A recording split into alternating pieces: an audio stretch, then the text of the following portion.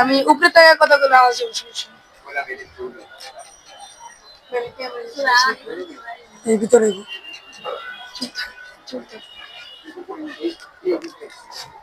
আসসালামু আলাইকুম প্রিয় ভিউয়ার্স, আবার আমি কাজী কবির চলে আসলাম মদিনা ব্লগ 01 এর পক্ষ থেকে ভাই ভাই স্পোর্টসে। আর এই যে ছোট্ট ছোট্ট কোরআনের পাখিরা আমাদের দোকানে আসছে। তোমরা কি নিয়েছো ভাইয়ারা?